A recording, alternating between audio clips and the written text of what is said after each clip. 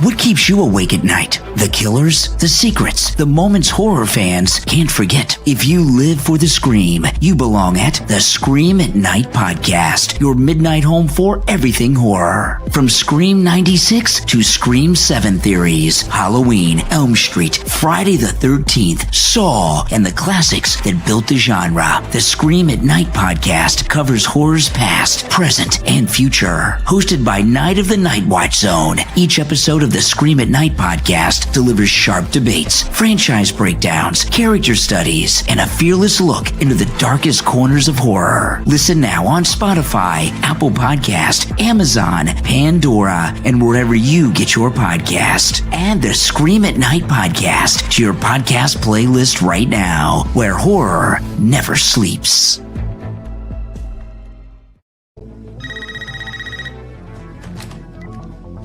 Hello? Hello, Sidney.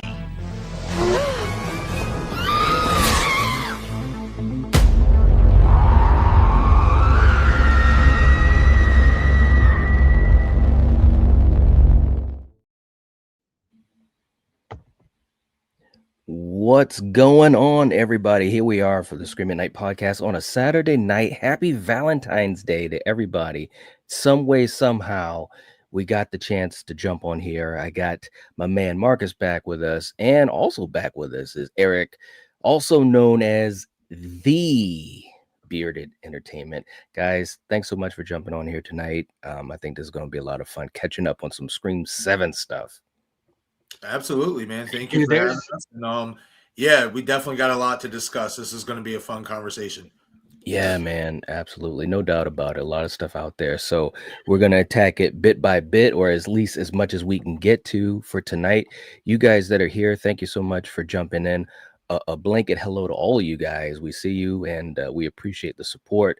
We got Melissa, Stephanie, we got Paula in the house, RJ in the house. Hey, we got Danielle. All right. Good to see you. And Danielle, we will be getting to that. That's an interesting question. Dude, there's a new TV spot like every 10 minutes now. Every 10 minutes, bro. There's been like 50 of them. You know, it's crazy. Like, we were talking about it the other day on the collectives. Like, we can't even be sure if we've seen them all. And we know we probably haven't, you know, because there's tons of them. For me, Reddit has been the best place because people from around the world, like it's like Paramount New Zealand will have one that's just a little bit different, and then like Paramount Ecuador, and it's like they're all just tiny little differences. But Reddit is the best place to find all of them because you just go to the, like, my favorite one right now is the Society of Ghostface subreddit. Yeah, they post everything in there. That's where I found like 95% of the new stuff that I found. Wow, man, it's crazy. It's so much stuff. It really, really is. For all you guys that are here, we appreciate the support. We got Denisha, Ghost in the Dark. Good to see you guys. Definitely make sure to get your questions ready. We'll try to get to as many as we can get to. Super chats will go to the front of the line, and we actually have a super chat before we even started. So let's get to it, guys. We want to make sure we get these out of the way first. Don't kill me, Mr. Ghostface. What's up, man? It's good to have you back with us. I commented on Marco Beltrami's post and asked if we'll get a separate score album, and he said yes. As for a deluxe album, he said not sure. That's great news, man. I mean, I kind of figured that. I mean, what do you guys think? Obviously, we're all fans of Marco. I think it's fantastic that he's back. It's going to help to give this film that old school Scream feel. What do you guys think about having the score on an album? Are you guys going to get it? Probably. Like, Marco Beltrami knows how to set an atmosphere for a Scream movie better than anyone else. That, I mean, you it's so noticeable when he's not there, but it's one of those things. I think he does such a good job that you don't notice him while you're watching the movie. But then you watch 5 or 6 that doesn't have him, and you're like, okay, this definitely doesn't feel the same. So having him back as soon as he was in, like, I think it was first announced like unofficially on his Instagram. Like, it was an Instagram post. Somebody asked him if he's going to be on doing part 7. He said yeah, and I was like, oh, okay, that's great news. Yeah, I mean, his abilities are far-reaching, like you said, because you almost forget what kind of character he made out of the music, for those older films. And you're right, when you watch 5 and 6, and I just watched 5 this week for a video I'm going to be doing on it.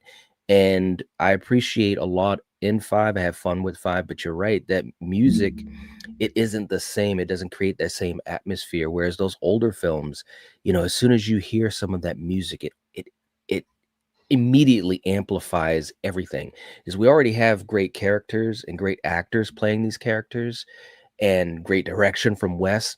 But that music is like this big, like, envelope that carries it way past the finish line, I mean, Marcus, I know you feel the same way, man. That music, it's important. It really Bro, is. it is so important. Like, I remember hearing that score for the first time as a kid, and it was just like intoxicating because it fits so well, especially with the chase scenes and stuff like that. And just like the last 2 films, it just sounded more, we talked about it the last time, sounded more like action horror compared to Yes. the original, because the original score, that was horror themed. It was just more like a big chase feel and Yep. stuff. So I'm really excited for Marco to be back he's back obviously doing a score for this movie. And I will say this, that score that we hear in the trailers, Hmm. I wonder if that's going to be in the movie as well, because I ain't gonna lie, I like that score. Every time I hear the trailer, I'm just like, ooh, that's catchy. Like, Yeah. I like it. So yeah, that's awesome that we're gonna be getting a separate score album. I'm pretty sure, especially if the movie is really successful, which I think it's going to be, they're gonna do a deluxe album. So I'm pretty sure they are, even though he's not 100% sure yet.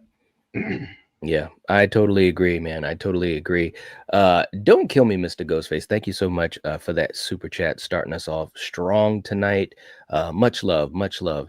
And also, let me just also say, Eric, thank you so much for working in the chat, reminding people hit the like button. Oh. You're all right, man. You're like dual tasking. He's writing little comments in there. Definitely, if you haven't hit the like button, please do. It definitely helps us out. And also, if you're not following us, the podcast, especially on Apple Podcasts, we got really lucky. Just the other day, I had gotten this notification saying that we were on Apple Podcasts top 100. We broke into the 100. Bro, I don't even have no. And then you jumped a couple places too, didn't you? Yeah, we got up to number 92. Like, it's Yeah. absolutely crazy. I don't know how that happened, but everyone that's listening, we appreciate it. All you guys that obviously support us here on YouTube, we appreciate it. But if you're not following us, please do, because it will help us keep momentum. And especially on Apple Podcasts, writing a review, even if it's just something saying that you enjoy what we do, or even if it's a suggestion for something for us to do, it definitely helps. So thank you guys so much for all of the support. It's awesome, man. And real Really, quick, really is. Mike, that's exactly the reason why it's happening so fast, because people love the content, because the content is awesome. So Yeah. don't sell yourself short, brother. You're putting in the work, you know what I mean? You're putting in the quality behind it. So, you know what I mean? You deserve this. It's not easy, putting this, universe, podcasting and YouTube channels together.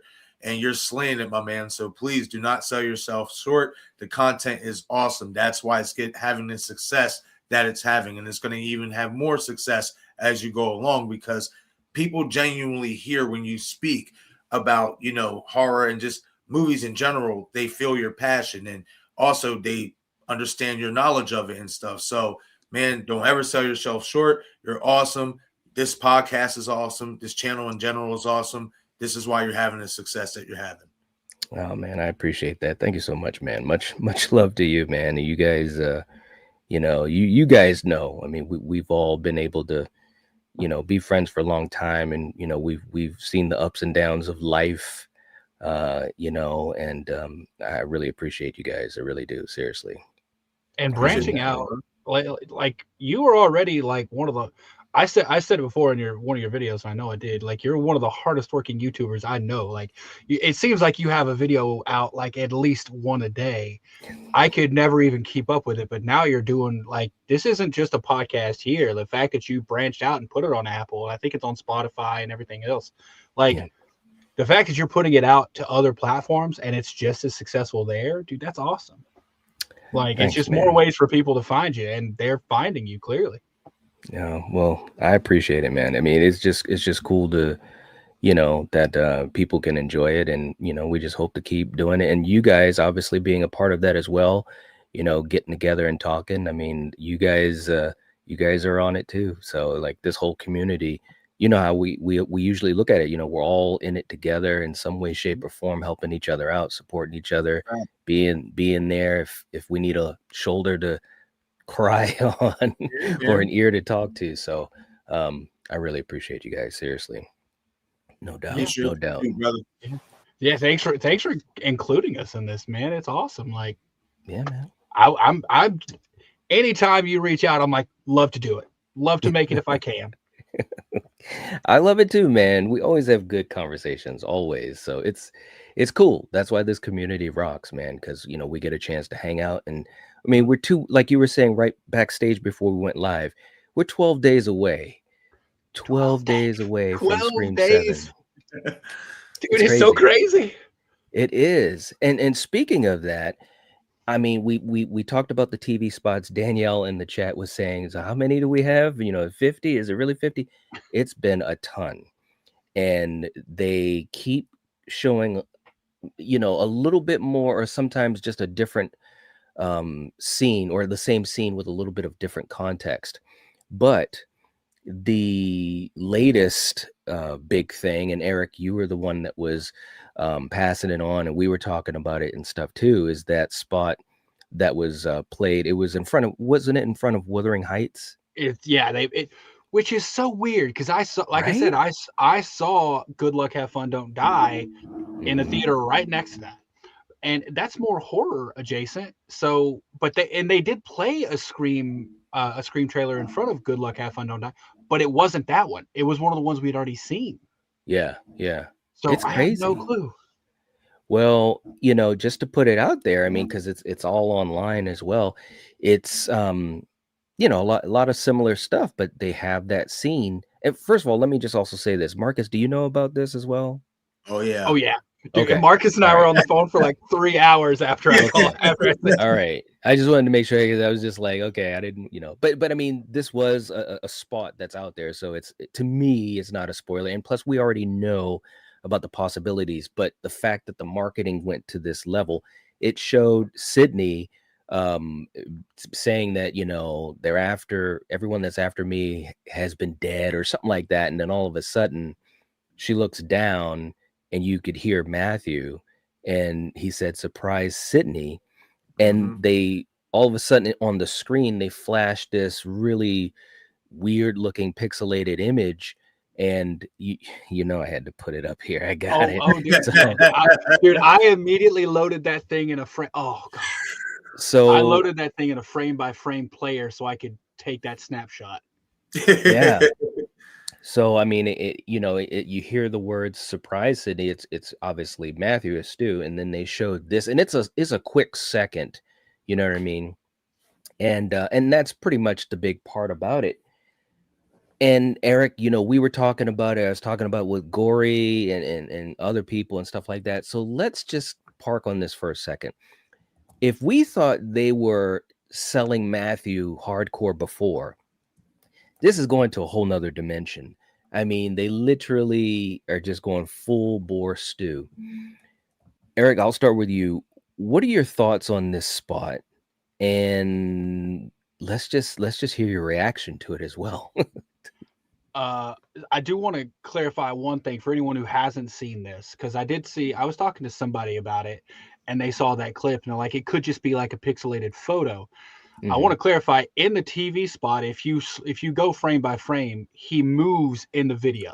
Right. So like it's not a photo of Stu like that someone's trying to pixelate and pass off as a video. There's movement in it. So we do know it's him. I was super excited to see it. Yeah. However, thinking more, I mean, it looks like, and someone on, I don't know if it was Brittany Vinyl or who's the other really huge creator on Twitter who talks about Scream a lot. Hugh Jardera. No, not him. Scream I feel News? I feel terrible forgetting their name. Daniel But Rick? no, but basically he said he's like, oh, he's like, by the way, yes, that is scars you're seeing on his face. Yes, on his left side. Yeah, around his left eye, it looks like there's a scar that goes all the way around. Yep. But Yep. so after seeing, like, I was immediately excited about seeing it, but then the more I think about it, yeah, Critical Overlord, that's the one. Oh, there he is. What's up, my man? I feel so terrible for not remembering your name. But yeah, and I was like, but after thinking about it, and I said this to you, Knight, in our chat, I think going to this point, they've now proven to me it's not actually Stu doing it. Because if it is, the murder mystery is gone. That is true, but which of course we've been saying that from jump. As far as for us hardcore fans, the what 2% of the movie going audience. I agree with you. It's definitely they're putting it way out there, out there. But it was for me though. I hadn't seen him yet, and I think that's what it was, because like when we watched part 1, I can't speak for you, but I can speak for myself. When I watched part 1, I was like, it's got to be Billy. Like, he's there when Ghostface was there. He has his cell phone. Like, yeah. And then like at a certain point, I'm like, well, it can't be Billy because they're leaning so heavily into it being Billy, but they never outright said it was Billy. Right. Now it's a similar thing of they're leaning heavily that it's Stu, but now they've outright said that it's Stu. And I'm like, okay, they're not even implying that it could be him at this point. They're saying that it's him. And I'm like, I just don't feel like they're going to go there. I hope I'm wrong. Please. I hope I'm wrong. But when we saw this and I actually saw him, I'm like, okay, it can't be him anymore. Yeah. Well, okay, I'll get to my thought on that, because it's really Marcus, what do you think about the spot, and what do you think about Eric's take on it? I'm unfazed. I'm not wavering. I'm not. Good. I'm glad. Before seeing that, I was at 60-40, because I even was starting to feel, okay, they're starting to put a lot of stuff in regards to Stu out. Maybe, just maybe, they might not take this chance. But after seeing that, and after giving it some deep thought, as soon as I seen a lot of the comments on this or whatnot, they're like, see, it's AI because it's pixelated. He's on a TV. This is AI. This is AI. This is AI. And immediately I went the other direction, and I'm like, that's exactly what they want you to believe. That right there is exactly what they want you to believe, which is why they placed him in that spot of being on a pixelated television, because it would look like it's AI. It would look like this was something that was manufactured and stuff. So the moment that I like gave it some real thought, I'm like, yep, he's not dead. He's alive in that moment. It's because they want us to think that he's not dead or whatever. Or no, they want us to think or whatever that he is dead, but they're kind of wanting it. They're making it look like it's AI, but it's going to end up being not AI.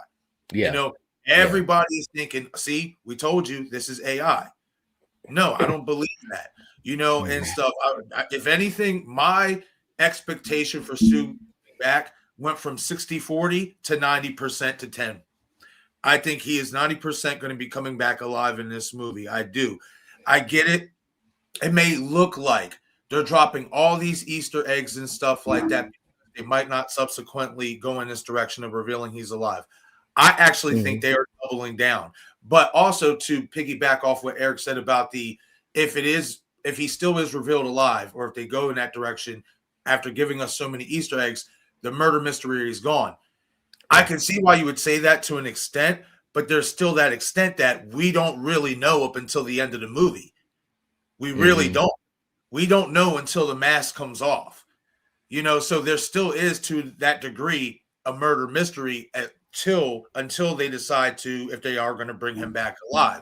So I guess the real question is would you see it as a murder mystery if he is revealed alive based on all the Easter eggs that they gave us, or would you still consider it a murder mystery based on how they leaned into it and how they did it in regards to making it seem like it was AI just to reveal that he is alive. Yeah, man. I mean, look, I gotta admit, I definitely have reason to be a little nervous about it. But I mean, we all knew that the AI thing was going to be a part of it. And this is one thing that I'll say is that I don't think that Scream at this point is all about the mystery so much of the Ghostface killer as it is the journey to get there. Because, for a lot of us, we knew who the killers were going to be in 5. We knew, and of course it was, 6 was leaked, but even before that, there was no way that I didn't think that Dermot was going to be one of the killers. It was just right in front of us, in the movie. So I think what the bigger thing is that journey up to the reveal and confusing us, confusing Sidney, kind of taunting her and stuff like that. And I think they could still have a great twist and impact at the end, how it's revealed. And also if there is a twist, like you guys were saying earlier with 96, we're all thinking about Billy and going back and forth. And then Stu is really the big twist, the big reveal, and the fact that there were 2 killers.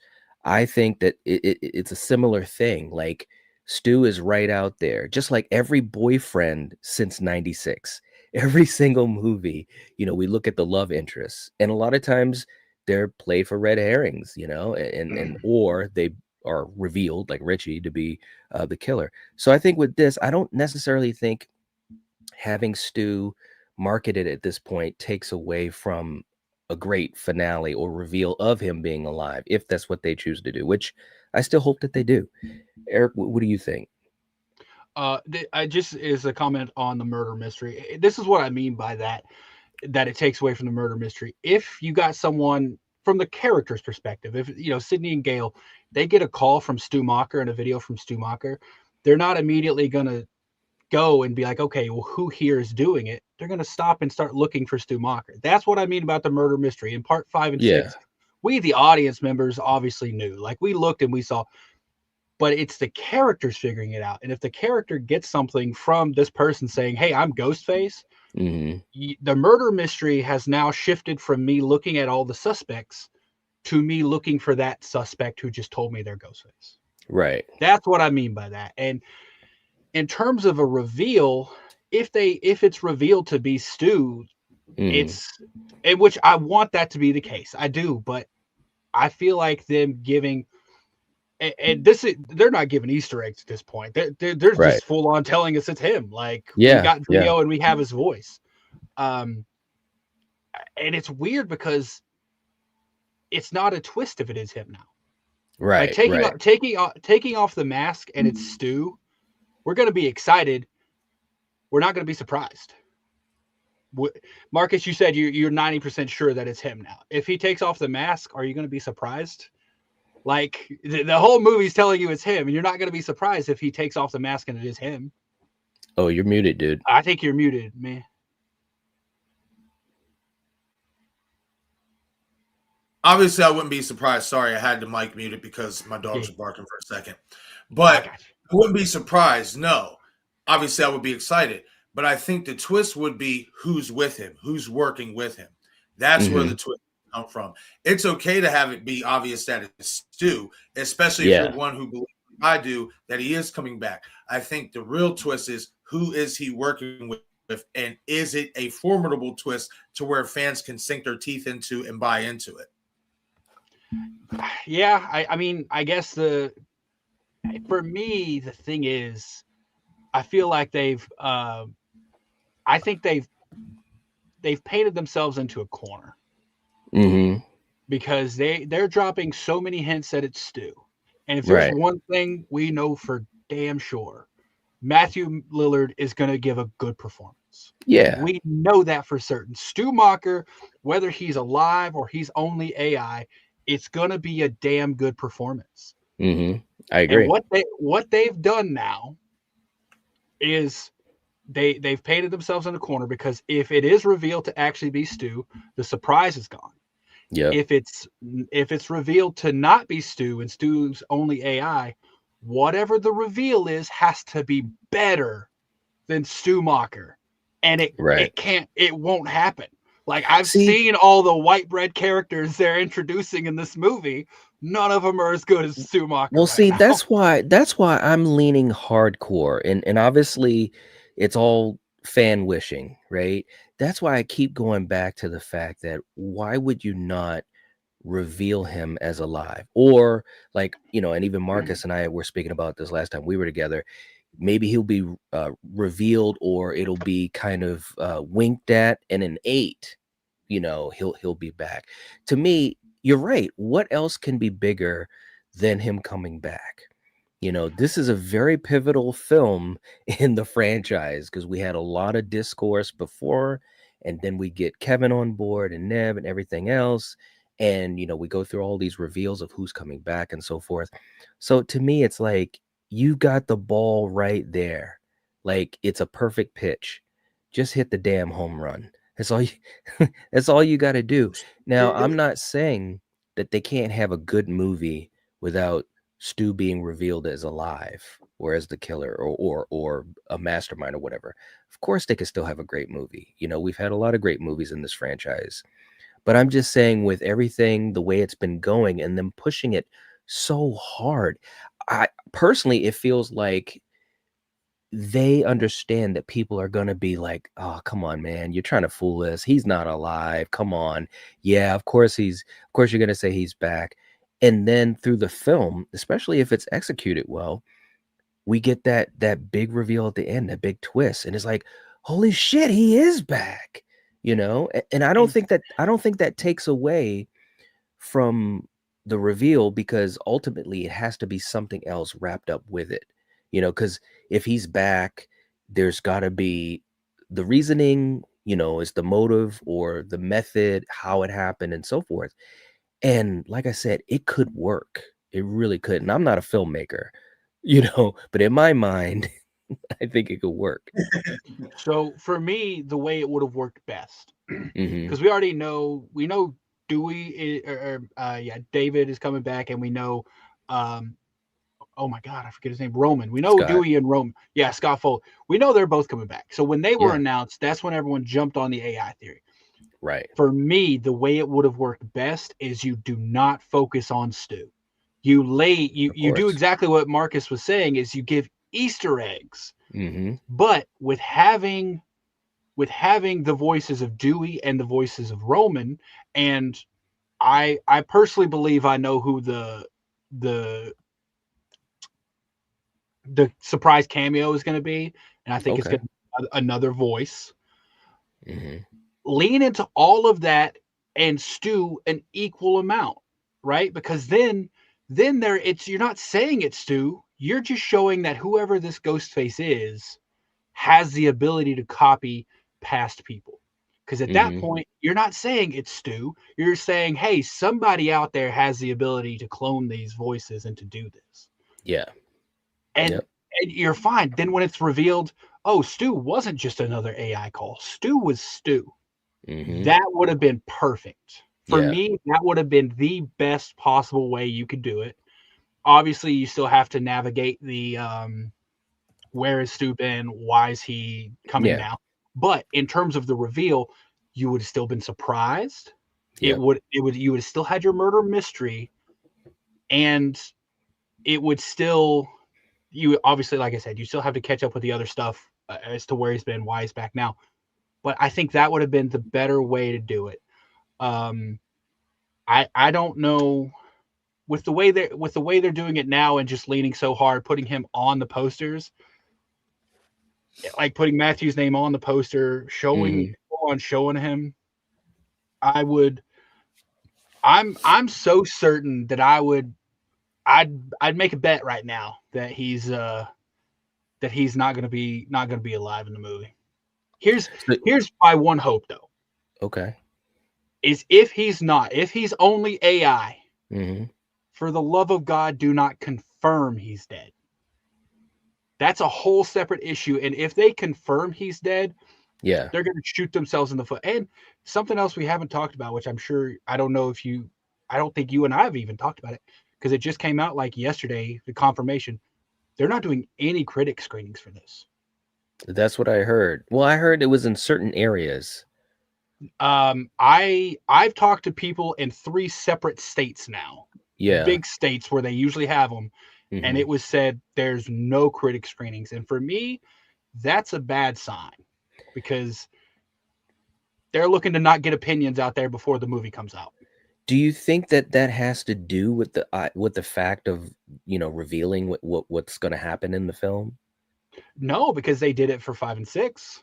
True, but I mean, if whether Stu is alive or not, or if he is revealed as dead, I mean, dude, I think that would like go out there like wildfire, like seconds afterwards. But here's the thing, though. You get the embargo usually lifts the day before. So, Right. but you got to think in other time zones, they've already seen it. So the information is already going to be available. Yeah, that's true. But I think it spells a bad sign, because the critics, they don't want critics giving their opinion, because I'm pretty sure you have to sign an NDA, so to say what you can say at what point before you can actually throw a review out there. So I don't think they are worried about that as much as I think they are opinions hitting the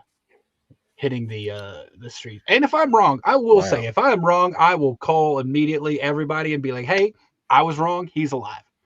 I would love for that to happen. Well, so do you think, and then Marcus, I'll get to you in a second too. So do you think that they're not doing the critic screenings because the film just isn't going to live up to what it needs to be? Like, it's not going to be that good? I'm not. Here's the thing. I when I talk negatively about Stu coming back, I'm not saying there's no way it's going to be a good movie. Yeah. I don't think it's what they're advertising it as.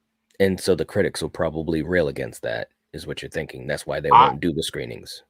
I think they could come out and say, you're expecting this movie. And someone even said it on Twitter, and it might have been Critical Overlord again, but he said, and this was like a month ago, and they said something because everyone's like, oh, Kevin Williamson's back. It's going to be like, like the original Scream.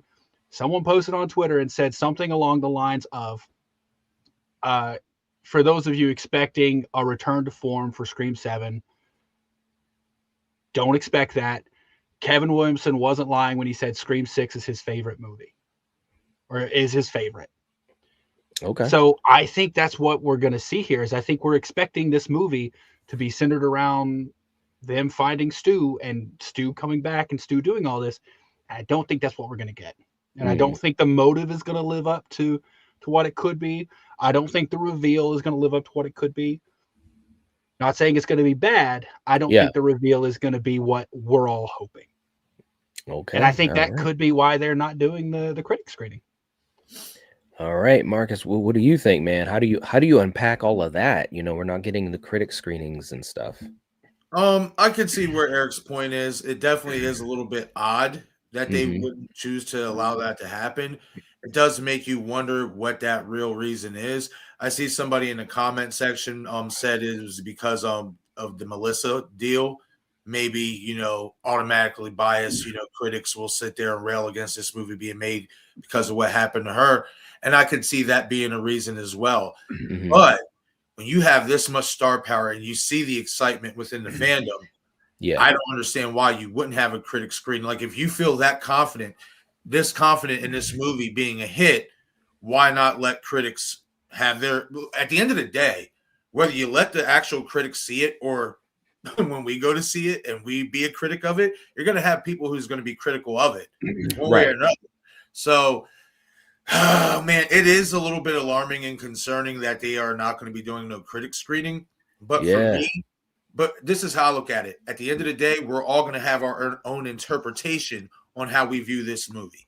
We're either going to like it, we're either going to not like it, it's going to be in the middle, or we're going to love it. At the end of the day, we're all going to have a critic about it. We're all going to have something to say about it. So, I mean, it's all up to what you feel at the end of this movie based on what they do. So, I mean, I get it why there will be some concern in regards to them not doing the critic screening. I'm not letting that deter me from what I expect to see, or even if I don't get what I expect to see, as long as it's a great movie or at least a formidable movie that I can enjoy and understand the killer's motive, as well as hopefully we get some killers, if it's not Stu, that are intimidating and not goofy. That's why I'm a little concerned about what Eric just told us about Kevin Williamson saying Scream 6 is his favorite, because those were some goofy ass killers in that movie, and I don't want to see that again. I want our killers to get back to what Billy and Stu were, to what Mickey and Mrs. Loomis were, to what Roman was, and even Jill and Charlie to a sense. Quinn. So Quinn was good. Quinn was good. They just didn't unlock her full potential. That's right. Quinn was a beast when she walked out of that, like upstairs, walked out of that shadow. That look on her eyes, she was like a fucking lion about to pounce, dude. I know. They should have hung on that moment. She spits out blood and holds the knife up like, I'm about to tear you to pieces. Yeah. It was reminiscent of something like Jill would have done. It's like you got to get a hold on to the that. Wrong leader. They did. They picked. So now think about it like this. See, what we are thinking could be for Leslie Macher with Stu in this movie, if they were to reveal that I'm just saying what a lot of people think. A lot of people think Leslie could be the killer in this movie to avenge Stu or whatnot. They could have used that for Quinn's character to avenge Richie. They could have used that concept. Quinn should have been the leader. Yeah, out of the whole family or whatnot, or at the least let it just be her and Ethan, because she made for a way better leader and a way more intimidating, and she was just better in every facet in regards to what we expect our killers to be, and they just did not unlock her full potential. And it's sad because I feel like Liana Liberato did a really good job with the limited amount of stuff that she got. She really did. I will say, just to piggyback off your comment, Marcus, if it's just Leslie Macher or Leslie Macher and an accomplice who isn't Stu, for me, that is the worst possible option. I will give this movie a 2 out of 10. Yeah.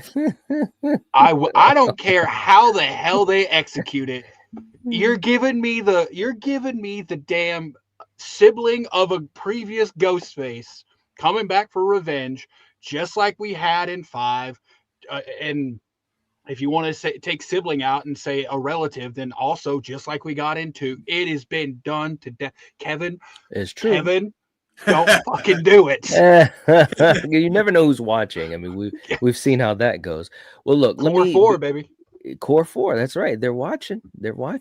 All right. So let's get back to the chat. I know you guys are working hard, and we also have a poll up where we're basically asking you guys, is Stu going to be revealed as alive? We want to know. So definitely, if you haven't answered the poll, please do right now. Let me just take a quick look at it. Right now, we've got 68% saying yes. There's 107 people in the chat, y'all. That's awesome. Yeah. Thank you guys so much. And if you haven't voted, please do. We got 60 votes. Vote. Will Stu be revealed alive in Scream 7? This is the time to vote, so throw your votes in. And also, we got Erica in the chat too. Welcome, Erica, and also a happy early birthday. Sunday, tomorrow is your birthday, so happy birthday. We appreciate you being Erica. Here. Absolutely. Birthday. Erica she always rocks. does work in the chat, man. She does. Always she does the same thing on Jake's channel. It's really amazing to see. She does work. It is. It's absolutely amazing. Real quick too, we got Oliver with a channel member anniversary. Thank you so much for being here, bro. Hope you're doing well. 16 months going strong. Good evening, Night, Eric, and Marcus. Hello to everyone in the chat. Hope I see 2 things in Scream 7. Gale as the killer, that Stu is alive to set up part 8. Look, and we're going to go to this real quick. Marcus, we talked about this as far as the whole thing with Gale. Wow, bro. I mean, again, this would be cataclysmic to the entire franchise, but at the same time, wow, you'd be giving her something to do, which they did not do in 6 and barely did in 5. I'm not opposed to it, but wow, man, talk about I don't know, man. I don't know. It'd be crazy. I'll comment on it real quick, but before I do want to give a shout out to Lord of Dogtown for saying "Go Raiders" in the chat. Fucking A, let's go. Getting this bad boy together. But thank you, man. Yeah, Yeah, with Gale being the killer, I mean, to piggyback off what Eric said earlier, he made a really good point. Outside of Stu Macher, like in regards to like shock reveal or stuff like that, or having a reveal that would have an impact like to the amount of levels a Stu's reveal would have. Outside of Gale, like who else can you really say in this movie? You know, especially in regards to the past. Obviously, the movie seems like it's going to be personal. They're digging back into the past.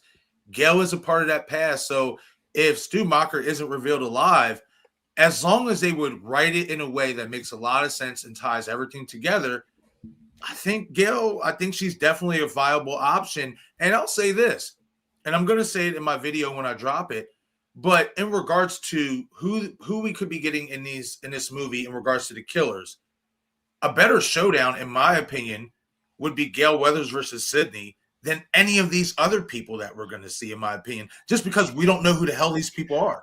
Right. We've already seen Gale. We've already seen Sidney knock the shit out of Gale like multiple times at this point. But that's true. That's true. But we have seen Gale come a long way since that first fucking slumping. She has. That's true. You know, the first time she didn't get up and do shit, she just said bitch. Over the course of these last few films, Gale has manned up. She's got some dog in her. You know, she did survive that Ghostface attack in 6. She was giving Ghostface some work in that moment. So she survived that attack because of terrible writing. That's why she survived that attack. How I would do it if they were to do a Gale versus Sidney showdown with Gale being revealed as a killer. How I would do it, just like Sidney was positioned in the first movie to look strong by punching Gale the way she did. I'd have Gale whoop the shit out of her for the first few minutes, then let Sidney take over and then vanquish her, because then you still make Gale look strong as a killer while this is going down. Kind of like, see, that's how you know I'm a wrestling fan, because that's how they build that shit, you know, and stuff like that. So, yeah, I think out of all these other characters, not named Stu Macher, if you are looking for a shock reveal that ties into the legacy of Scream and to the past that they are going with in this movie, I personally can't see how you can look any further than Gale herself. I could be wrong, but I think she's definitely a viable option. Yeah, I mean, it would be crazy. It really would. But you're right. That would be huge. I mean, we'd be talking about that forever, man. It would change how we watch those other movies as well. Negative or positive, and that's kind of the up and the downside of it. Right. Absolutely. What do you think, Eric? I think it would be crazy, like you said. It would be shocking, like Marcus said, but I think it would be stupid. I'm going to be so negative about this. I've heard so many people talk about Gale could do it. I'm like, fucking why? Like, there is no reason. Like, I'm sorry. That's rude of me to say, but I will say it. I'm not saying about your personal theory, Marcus. I think Gale being a Ghostface makes zero sense. But what if they present it in a way that does make sense to you? Then what? Because I will eat crow. I will call you and tell you I'm wrong. However, anything's possible. However, I will say 50% of the writer of this movie is the same person who wrote 5 and 6, and we saw how good they were. That's true. That's true. But I'm just throwing it out there. They're not tying it together. I will also say the other 50% of the writer is the guy who first got this whole idea of Gale looking suspect in the first place, well, how he writ her in Scream 4, to have somewhat of a jealousy towards Sidney, to have this, you know, writer's block that she can't write nothing without Ghostface being attached to her legacy as a reporter. Right. And it also being thrown out there in the next few movies. You know, you feel as though you'll be nothing without Ghostface. And you could even see the look on Gale's face, kind of like, you know, you're kind of right. Nothing except the host of a really popular morning show every day. And, you know, a traveling reporter where you still get to go do the news. Like she's nothing. You're absolutely no, bro. She's getting royalties from those stab movies. Yes, you know she is. Yes, she does. What are you talking about? Like, well, I think yes, go ahead, Marcus. Yes, she does. But at the same time, what does she always do? She always draws herself to these murders and to these investigations. She always puts herself in it. You know, so. Guys, like, listen, I get it, Eric. You know, trust me, I'll battle with this theory myself. I'm like, damn. But like we always say with every theory, if they can present it in a way that's explainable and that it's well written and it's like, holy shit, it's shocking and we can enjoy it. I would never enjoy it. But let me say this too. They also have presented Gale from the beginning as someone that, and I love the character, don't get me wrong, but she's empty inside, you know, and she's filling up that space with that excitement, with that cutting edge reporting and so forth. At one point she was able to fill that up, you know, with the love that she had for Dewey, you know, and even in 5, you know, talking about, you know, the issues that they had, in 4, the issues that they had, and she couldn't write and stuff like that. So I think for her, and I'm not saying I'm 100% on board with this, right. You know, to me, I think Stu is the way to go because it makes sense. It puts everything in order. It works on so many levels. But as a secondary thought, you know, or option, Gale could be really interesting, you know, because she's always been 3 out of 10. You know, a 3 instead of a 2. Instead of a 2, because at least then it'll be shocking. That gives you another fucking point. Other than that, it's terrible. It's terrible. Like I think they are good. I will say this. I think Sidney and Gale are going to be opposed in this movie. I believe Gale is going to be the voice of reason to Sidney, saying Stu's dead.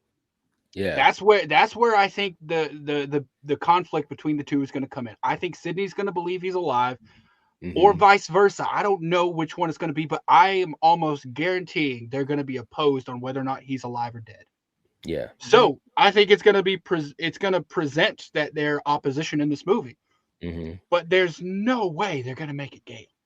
I would bet $1,000 right now. Whoa! All right, man. He's throwing out cash. I'm putting some wagers on Kalshi in regards to outcomes. Are you I'm doing it. I don't even know what that is, but man, a parlay that's going to have Gale Weathers being revealed as a killer. I'm going to have a parlay that has Stu. I'm going to have some death parlays. I'm not playing. You got to capitalize on this. You got to cover all your bases, man. Yeah, but capitalize as in make money. Don't go, bro. Listen, how you make money as somebody who has a little bit of experience. I won't go too deep into it. Yeah. But Black Ops. how you can win on, you know, wagering is you go with the unexpected. If you go with this expected, you're not going to win too much money. What do you expect? Okay. I'm glad you said that, Marcus. I'm glad you said that. As the very first point we talked about, you said you're 90% sure that Stu's alive. Yes, brother. You just said the way you win is to go with the unexpected. My friend, you're opposing yourself right now. No, not really, because you can mix the unexpected with the expected in parlay. See, that's the beautiful thing about this stuff, Eric. You can build different. Basically, what I'm doing is I'm building a lineup with multiple picks that are going to be a part of the same lineup in the same build. So one pick, I'll go with the expected, but then I'll go with a pick that nobody's going to get. That's how to me it sounds like you're betting on red and black at the roulette table. That's what it sounds like to me. It's kind of like that. It's kind of like that. It is. But it's like you're not winning anything at that point. Like, yeah, you're going to win one, but you're going to lose just as much. No, because if everything lines up the way you think it's going to line up, and it does, cash out, brother. Okay, well, with all this betting going on, holy crap, man. I'm just saying, that remains out there. $1,000 if Gale Weathers is revealed. So look, before we get back to the Gale thing, let me jump back to the chat. We got Jen coming in back in the channel membership. Thank you so much, Jen. Much appreciated. Hope that you're doing well. Good to have you here. Don't kill me, Mr. Ghostface, coming back in again with a super chat. Thank you so much. What do you think of Ghostface burning someone alive? Sidney and Gale did it. Why not Ghostface? Yeah, well, ain't that the truth? Yeah. And that was a fantastic scene. You know, I just rewatched it just a couple days ago. It was great. It wouldn't surprise me, you know, but to be quite honest, I think that I'd be more interested in Ghostface doing things again that we haven't seen and you know, environments that are new. I mean, that crawl space scene, I keep talking about it, but I'm so excited for that. I'm hoping that it's going to be amazing because it looks like it'll be a lot of tension in that scene alone. Yeah. I think if I'm not wrong, in the new TV spot, they all but confirmed Ghostface does burn someone alive. You see, there's like a few frames where you see the woman from the opening, who falls down and goes. You see her laying on the ground with her stomach wound, and you see Ghostface pouring gas on the floor. That's right. Yeah, we see the gas. So, Yep. so she's still alive because you can see her like yelling. So Yep.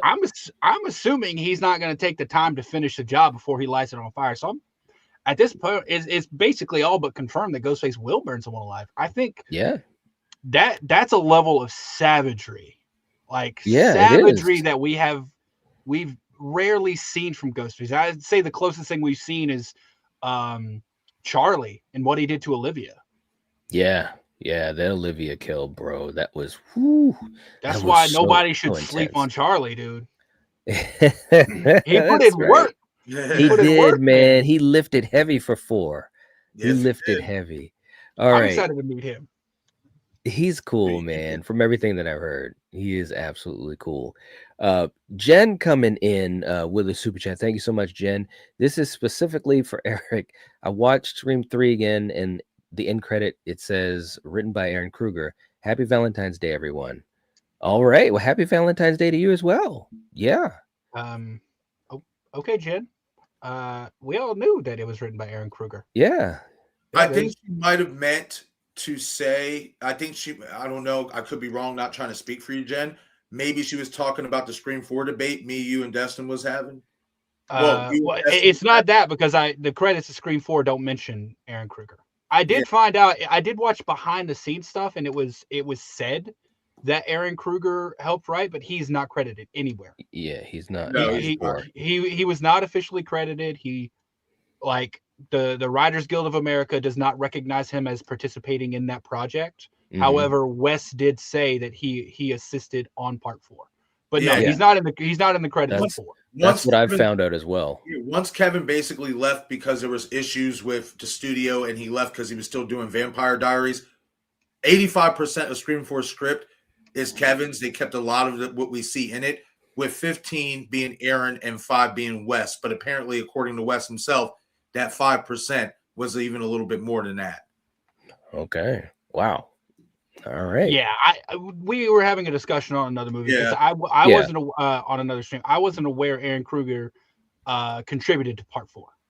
Yeah, I found that out as well. I mean, according to what I saw, it was a little bit, but yeah, he wasn't credited. But all right, well, Jen, thank you so much for that super chat. We got Erica also coming in, reminding everyone, hit the like button, please. It helps us out so much. And Erica, thank you so much. You rock, bro. That's such a passive aggressive way to say it too. It's like, the ratio of watchers to likes is a little low.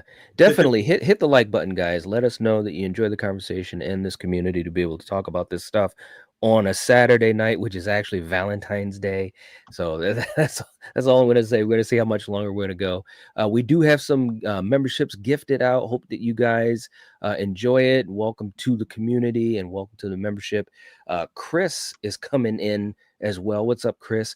I think the only thing bigger than Stu coming back is Gale being the mastermind. Yeah, that's like what we were saying. I mean, that really is maybe the only other thing that would be super, super jaw-dropping, but it remains to be seen. Jen coming in again. Thank you so much, Jen. I'm committed to the idea there are 3 masterminds, Stu, Gale, and come on, man. She keeps going on with Mark Kincaid. Stu is the only one of the 3 that are actually killing. Kincaid may be revealed in 8.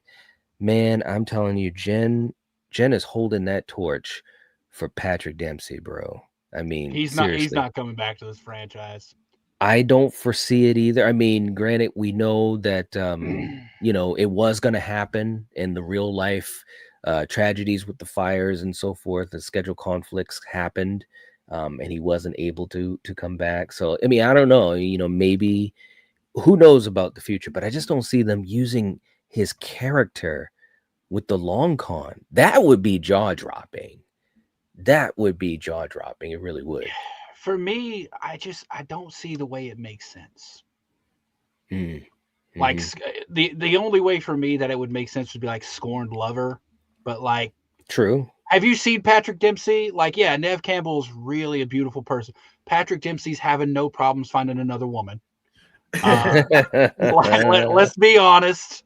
Mark Kincaid is a successful FBI agent. There's no, is he FBI or was he local police? He was local. Yeah, but it's funny you said FBI, Eric, because I was literally thinking, for me anyway, the only don't do it. The only real way you could even think about bringing Mark Kincaid back is to reveal that he's Kirby Reed's FBI director.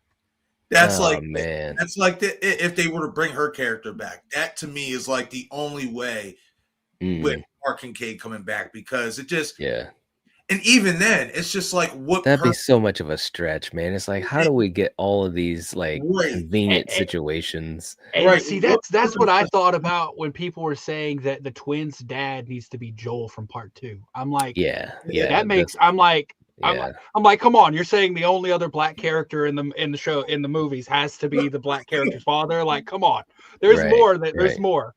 Right. I was like, he was.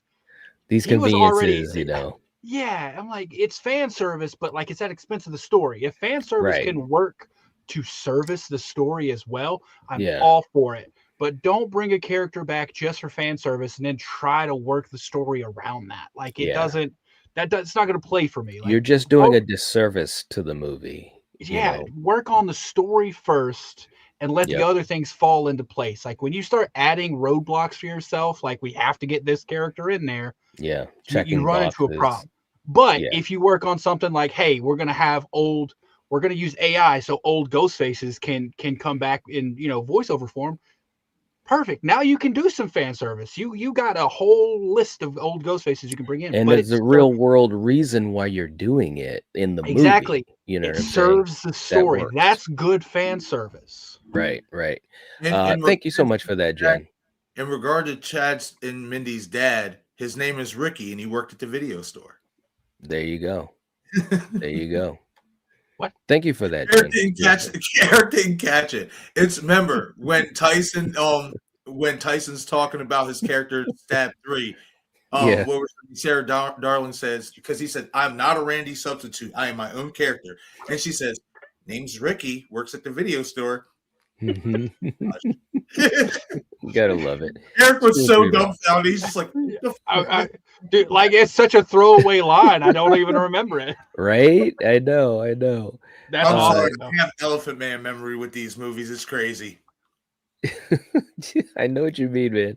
Gina's coming in. Thank you so much for the super chat, Gina. Marcus's pups are barking because Ziggs is here. Okay, all right, there you go. Thank you for being here, Gina, and much appreciated for the support. And give Ziggy a hug for us as well. Jen just gifted 5 memberships. Hey, all right. Thank you so much, Jen. Seriously, that's really, really awesome, Jen. I appreciate the support. It definitely helps us out, keeps us going. For all you guys that did receive a membership, we appreciate you and hope that you enjoy the community and the channel and the content. And we do exclusive stuff too. So definitely thank you, Jen. Senior Wilson also in the chat. What's up? Good to see you. Hope you're doing well. Saying only way he's shown alive is cliffhanger. Sidney and Tatum leaving the Scream 7 crime scene from a distance and says this is going to be fun. End credits. Yeah, I mean, I think it's going to be at the end, if that's what you're getting at. I don't think he's going to be revealed fully alive until the end of the film. Again, whatever we're talking about, last 10 minutes, maybe even less, that's how I see it happening. That's how I've always seen it happening. Whether or not it does, that's a whole nother story.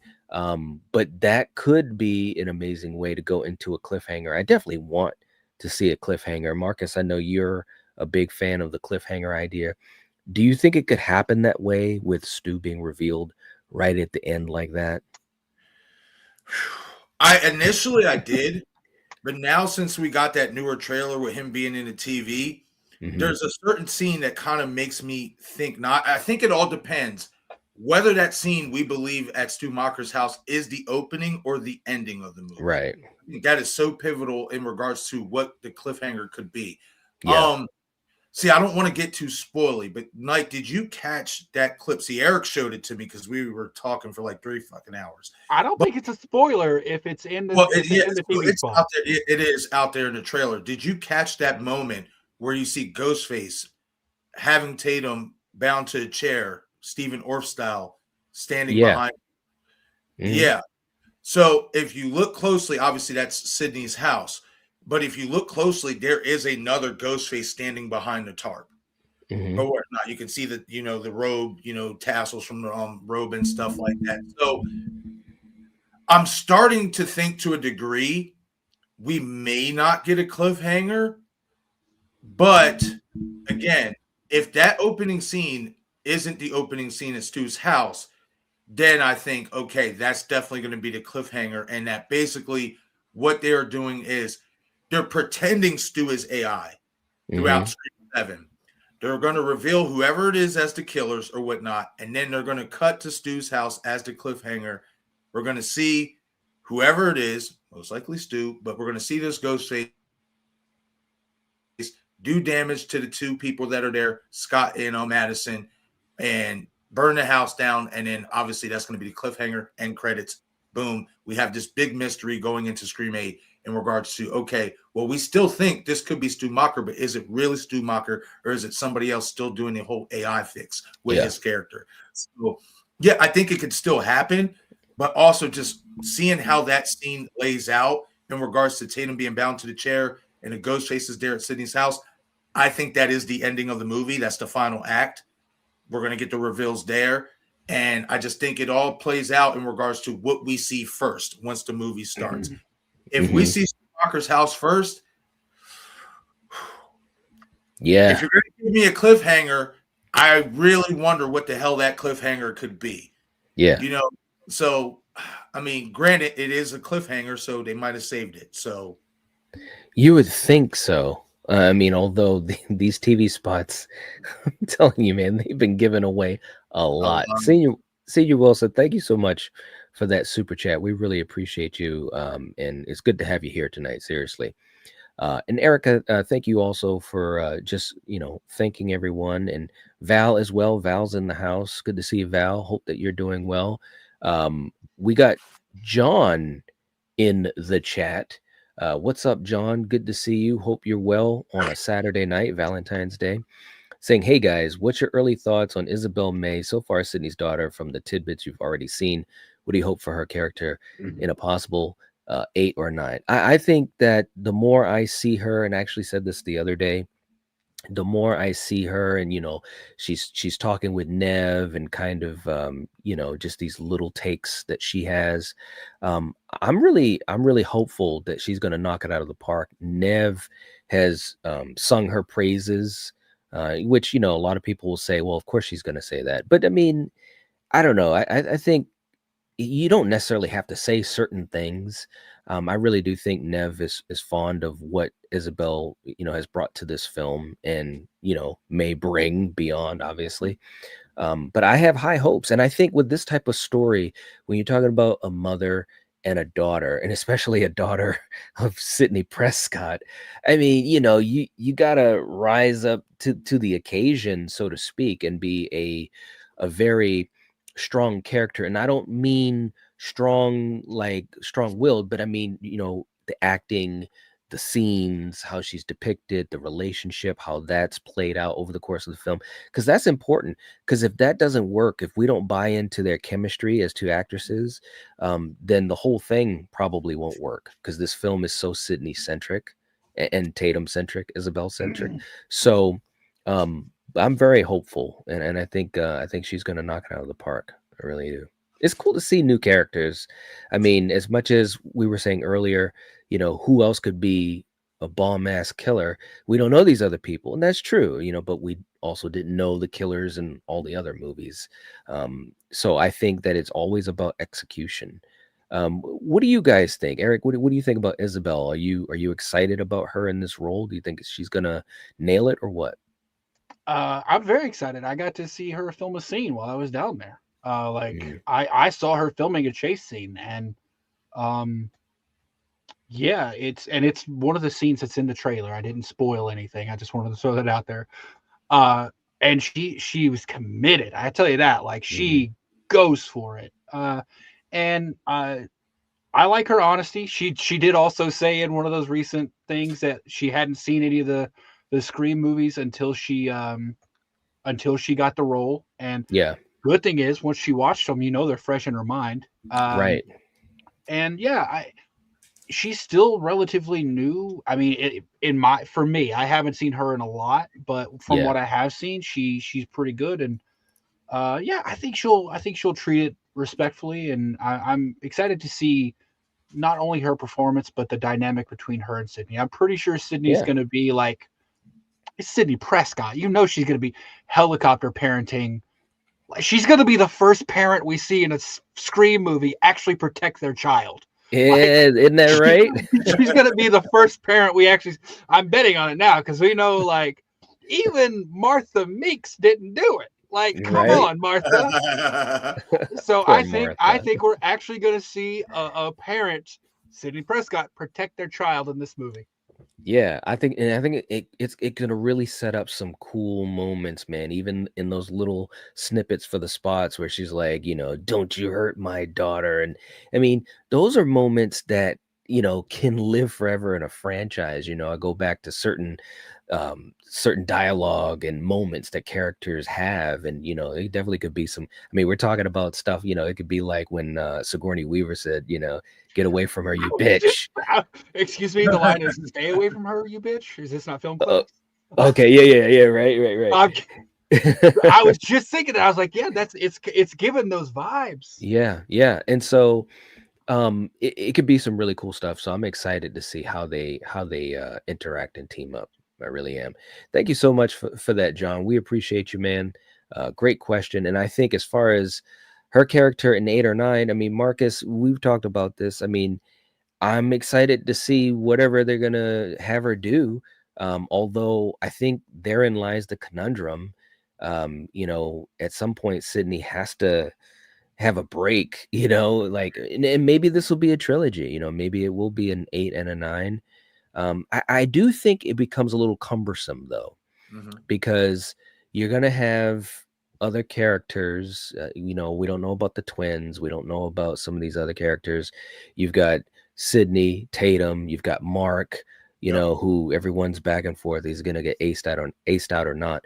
But I do think it's almost like a gift and a curse, what Tatum can bring, because if she comes back, and if she keeps coming back, Sidney has to come back. It's her mom. It could lock us in a corner. Unless she, Sidney does like, the carpenter's mother and just goes on a freaking sabbatical halfway across the world. Wouldn't that be something? She's just gone. Yeah, Sydney's away, but she sends her love. All right. So, John, thank you so much for the super chat. We got Hollywood Guy. 28 months, man. Thank you so much. Channel member anniversary for you, bro. What's up, guys? I think this might be a Randy route where he maybe made a prior video before dying just to scare her. Really? Thinking that it's Randy who set that up? Wow, that's the first time I've heard that one. Have you guys, has that even come on your radar or you thought about it? Wait. The video of Stu that we see, is this Hollywood Guy saying that he thinks that's Randy? Maybe he said just to scare her. That's what I get from that. And Hollywood Guy, you can let us know if that's what you mean. I don't think Hollywood Guy saying it is Randy. I think he's saying Stu did this like Randy did. Stu made this before he died, and now she's just now getting it. I don't see that. No, because he planned on her being dead. Like his plan was for her to be dead. Yeah. Which so he was planning for the sequel, because these days, baby, you gotta have a sequel. No, I don't see that. No, that's because he thought they were gonna kill her. That does bring up an interesting point that we haven't talked about. Marcus, you're the only person I've talked about this with. If it is AI, if they are doing like some sort of deep fake, who's playing Stu? Because somebody's got to give the performance, and they put Stu's face over it. Yeah. So I'm very curious. Unless they do, I hope they're not saying, "Oh, it's generative AI," so there's not anyone actually doing it, because that's awful. Don't do that. Yeah. But if they're like, "Yeah, it's deep fake," somebody's gonna be doing that performance, and then they're putting Stu's face over it. Right. So who's gonna be freaking crazy enough to do that? Because that's exciting to me. Whoever that is, whoever we find out that is, I'm gonna be like, some points to you, if that's the route they go. And they may not go that route. They may go the let's not talk about that route and not investigate that side of it. But if it is AI, which I'm in the camp at this point that is gonna be just gonna be AI. Somebody, if it's deep fake, like they'll turn like freaking Tom Cruise into Sylvester Stallone or into Arnold Schwarzenegger, right? Right. But there was the video there that they had to edit to make it look like that. So the question is, because you can't just go in to AI and say, "Hey, make a Stu Macher video saying this." Yeah. It's I don't think we're at that, unless they're saying it's fictionally that advanced. I hope that's not the way they're going. But I'm thinking it's going to be like, I don't know who the killers are. I think I got 2 of them, but I think there's going to be more. You think there's going to be 3? I think there's going to be at least 3. I'm thinking there might be 4. Wow. I agree. Okay. Okay. So I think at this point, we talked all working together. It's kind of. Okay. All right. Okay, so I think the main 2 we're going to see, if my bet was going out there, if I were a betting man, as they say, Ethan Embry and Anna Camp. There is a reason Anna Camp has not been introduced in any of the TV spots. The only thing she's been introduced in is that little like survival ratings. Survival rate. Yep. Excuse me. That's the only time we've seen her at all. She's the killer. Like, obviously for me, she's the killer. Those 2 I think are the main 2. I think the red herring is going to be whoever is at that damn institution. What I think that is going to be is, I think it's going to be somebody that one of those 2 put up to it. Okay. That's why I say I don't know necessarily working together. I think it's going to be somebody they put up. The question for me is Anna Camp's son, if he's going to be in on it. Lucas, right? If Lucas is in on it, we got 4. Okay. All right. Wow. 4, man. Hey, I'm okay with that.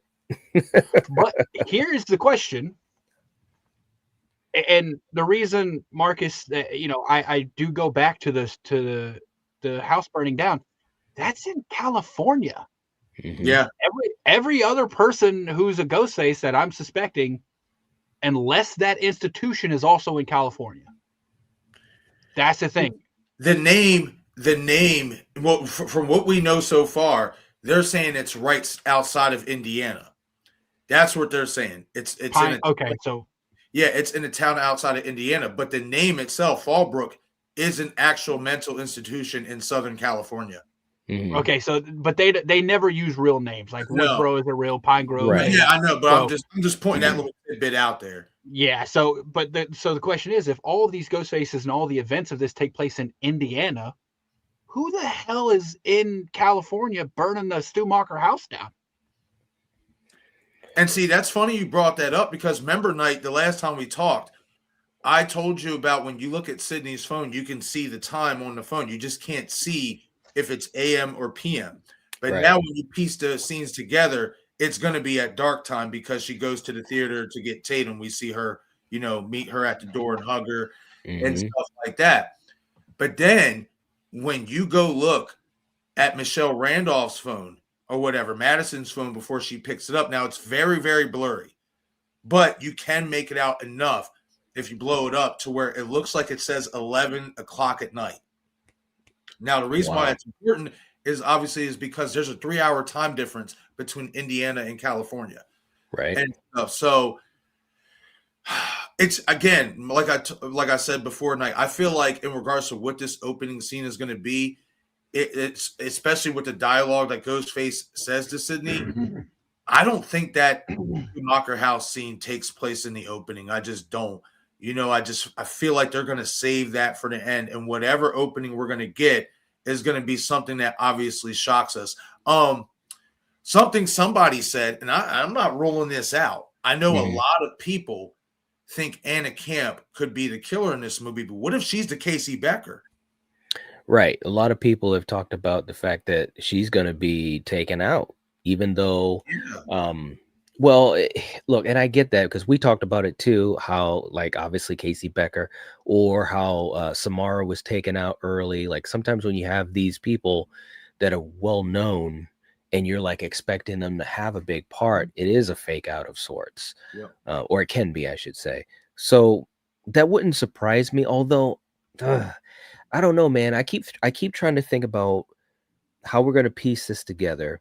And I know, and I even said this last time we were talking, Marcus, like if they have someone that's new, like a new character that we had never heard about being the killer, right? And we're introduced to them in this film, even if part of that killer group is someone who does tie back to the past, like that could be interesting, right? Because there's that freshness, and if they present it right and so forth.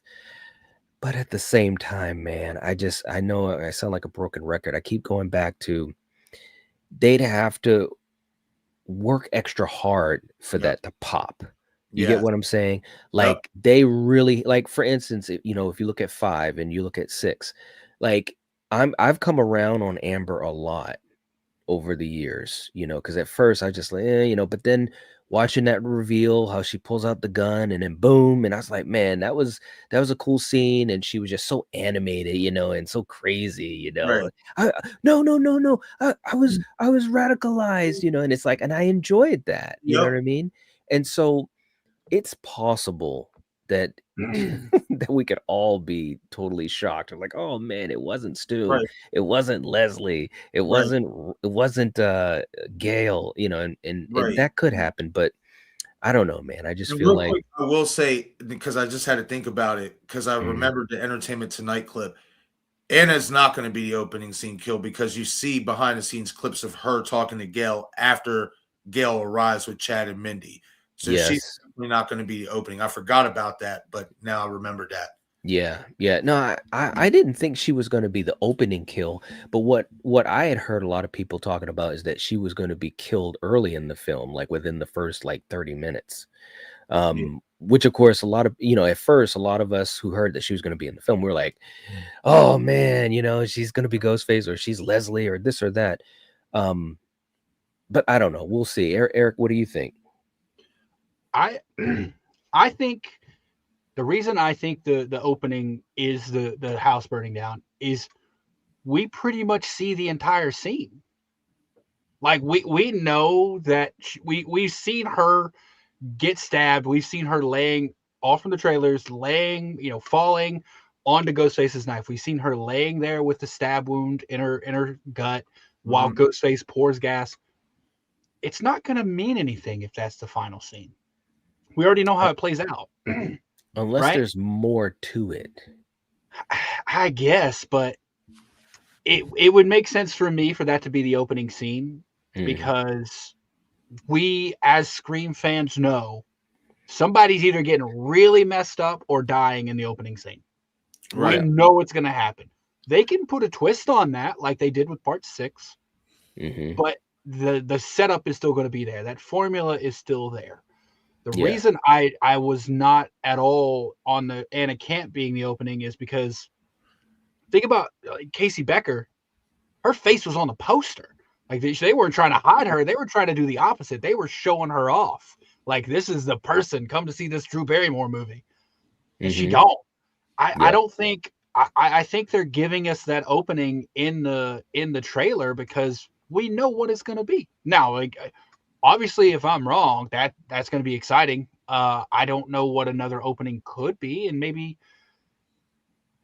I don't know. I feel like one of the reasons I've got reservations about this movie now Mm-hmm. is because we have all these wonderful, wild, and crazy theories. Yeah. Yeah. And I don't think the movie's going to live up to those. Yeah. I'm trying Possible. to keep my predictions as grounded as possible because I think that's where the movie's going to live. Mm-hmm. I think AI Stu is adventurous, and I think that's as adventurous as they are willing to go. Mm-hmm. I don't think the reveal. As I already said, for the love of all things holy, do not make it Leslie Mocker. I'm hoping Leslie Mocker is going to be the same thing as Christina Carpenter, because if you'll remember, once 5 came out, the predictions and theories between 5 and 6, I don't think I went to a single video where they didn't predict or theorize that Christina Carpenter was going to be the next thing Yep. and this and this. And I'm like, no, Radio Silence pulled that name out of a hat and they threw it in there because they needed their movie to tie into part 1. Right. That's the exact same thing they did with Leslie Mocker.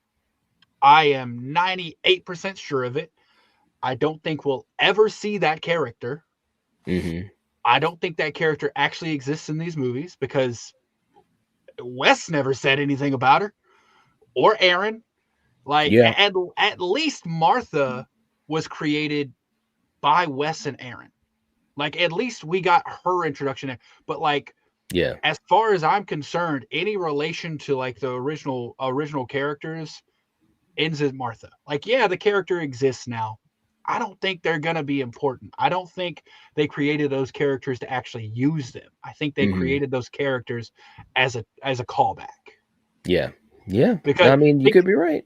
I mean, to be fair, I mean, I don't obviously know how true the leaks were back then, but remember, we were getting leaks that the original plan for Scream 7 was to reveal Christina and Leslie as the killers. I would walk out. That's crazy. The same thing when I heard, and those leaks were like heavy, like this was what the idea was and stuff. Mm-hmm. Like, why? Yeah. Like, it makes no sense for either of those characters to be the kill outside of maybe Leslie, but we've talked about it before, Night. Even now, Right. I feel like part 2 would have been the better choice to bring that character to avenge Stu and all that good stuff. So it's going to be interesting to see what they do with Anna Camp's character. Yep. I'm on the fence with her. I'll say that. I'm 50-50. I think she could be the killer, but I also think she could be the massive red herring too, because everybody assumes she's going to be the killer. Yeah, that's true. I mean, and that's another thing about bringing in, an actress of her level, is because automatically she's like, oh, okay, that's the one, because obviously she's had a long-standing career and everyone else is just so brand spanking new. Real quick too, we got to get to a couple more super chats, and I know that we're running close to our time here, guys, but I also want to say there's Val making sure she puts it out there. Gale has always been suspect from the start. Not an actual killer, but feeds them information. She needs the killings to keep her relevant. Again, it's going to be it's going to be crazy. It's going to be absolutely crazy. She has a live morning show. She's relevant. But she's still empty inside, Eric. Not only that, you got to look at it from a perspective of the fame of being the author of the Woodsboro murders. Yeah, that doesn't change. She's still the author of the Woodsboro murders. She's still that. But at the same time, it's not about what we perceive it. It's about what Gale perceives it. Because again, if she was truly fulfilled with her life and her career, she would not need to feel the need to interject herself with every single killing spree. Exactly. She would have been done in 96. If she felt the need to go into every killing spree, she'd be on Kirby's hip. I'll put it this way. She's at everything that happens to Sidney because Sidney is her friend now. I wouldn't even say that. Gale's nobody's friend, bro. You know, Samantha or at thought least at least not. and she wrote bad things about Samantha in her book. So she's Yeah, not really anybody's she's friend. opportunistic. Thank you. Randy, said the She- same thing. Listen, I mean, Kevin Williamson himself wrote Gale as a character who can't live without Ghostface. We've seen it in Scream 4. Okay, let's go, Gale. The problem is I don't know what to fucking write because there were no Right. acts happening. I get where you're coming from, Eric, in regards to her being the host of a morning show. It's obviously national media, it's notoriety and stuff like that. But in regards to what Gale Weathers has always been known for, her real claim to fame is being involved with the Ghostface attacks. And even in Scream 6, Ghostface hints at it to Gale when she says, "You're like the 10th guy to try this. What are you trying to be relevant or whatever?" He said, "I can ask you the same thing. Don't you know the legacy characters are disposable now? Nobody cares about yesterday's heroes. So why bother with me at all? Call it nostalgia. Or maybe, it's because you need to be punished for all that money you made off the misery of others. Maybe this time somebody makes a buck reporting your death, and stuff like that." So, why would somebody say that to a mastermind?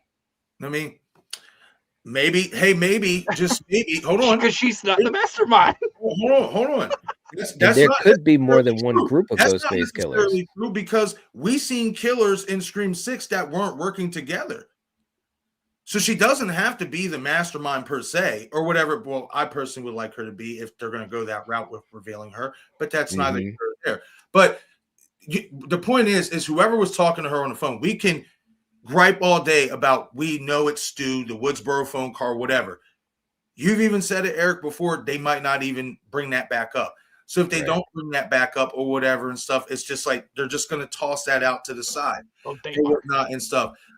But again, the Easter eggs have always been there in regards to Gale. Even when Tara says it to her, maybe you want to help out, but maybe you're just afraid without Ghostface in your life, you'll fade away. And her reaction on her face, Gale knew she was telling her the truth. Yeah, it stung. You could tell. I mean, that was a great character moment too, because anybody that watches these films can put that together, that there is something about all of this that she's attracted to because it has given her that type of fame. Like it's just like, if someone has a job and it's a really cool job and they get money or whatever, but then there's something else that is really drives their passion. And that's how I look at it with Gale. Of course she's famous and she's probably always going to have some level of fame, but when the killings are happening and she's the one reporting it from the inside and going rogue and finding all the pieces of the puzzle, that's when she feels alive, and especially in 4. Right. How is she going to put together pieces of a puzzle if she made the puzzle? I mean, look. And she's reported on every single one already. Yeah. Why would she get involved when she knows what happens at the end of every single one of these? You think she's going to risk getting herself killed? Well, because at the end of the day, she's seen every single Ghostface has been killed at the end of it. Okay, the thing though, when you outside of Mrs. Loomis shooting her in the rib and Jill stabbing her in the shoulder, that's not really too crazy or whatnot and stuff. I mean, put it this way, man. I mean, let's really be honest. I'm saying at her as a Ghostface, because you're saying she's a Ghostface. The killers go into it knowing as well their plan might not work and they could die and they still do it. Yeah. Well, and plus they don't care. If sometimes. your whole thing is she needs this to fill up her life, why would she go into it risking her death? You mean in the previous movies or in this movie? If she was revealed, in general, if she's revealed in this movie, she's going to die. Like that's the thing. She's seen firsthand. Ghostface gets killed. Mastermind like Jill. Yeah. Mastermind like Billy. Mastermind like Miss Loomis. She knows that Ghostface gets murdered at the end of every killing spree. Ghostface does not come out on top. Why would she, first of all, go in on and report on something that she's creating? She's not going to have to find clues. She's not going to have any of this. She's going to risk reporting or writing on something that hasn't happened yet. and giving herself away. And then she has a 6 out of 6 chance of dying. Like, it doesn't make any sense. Because she wrote the book on it. So maybe how she wrote the book is that her whole plan was, of course, we're going to make it look like I'm going to get killed, but I'm not going to get killed. If you're writing the book on something or whatever, yeah, you may know who the killers are at the end, and you may put yourself in sticky situations or whatnot, but there's still the possibility that you could exclude yourself out of actually being killed off, especially if she's writing. She's not going to write the book on it until the events are over. You can't write the book until the ending, until you know the ending. Well, I mean, she obviously knew the ending, to most of them or whatever. If she's the mastermind, if she's not the mastermind, if she's been the mastermind for all these years, let's say if they go that route and they go that deep and they reveal something about Gale from the past that ties her, Billy, Stu, and Roman together and stuff in regard. Now, maybe you can make the argument. Did you make Sidney Prescott look fucking stupid? See, here's the thing that I think. I don't think that they would necessarily make her the mastermind of all of these killings. I think it's something. I think it's something where she just, and I'm not saying cracks, but I'm just saying with how things have gone, especially in 4 and 5 and 6, if they reveal that she just, look, we were talking about it, Marcus, she just pulls a Vader and goes to the dark side, that can make sense. I don't see how they could make her the mastermind of all of the killing sprees, because then that's too sticky. You know what I'm saying? If they say, okay, Dewey got killed, you tried to have a new life, that boyfriend got killed, you almost got killed, and now here you are at the bottom of the barrel and so forth, and you flipped. Okay, I mean, I'm not saying that's what I want, and I'm not saying that I think that would be the best way to go, but if they execute it correctly, I could say, okay, yeah, I could kind of see that. I mean, it wouldn't be the first time we've seen a character pushed to the edge and goes over.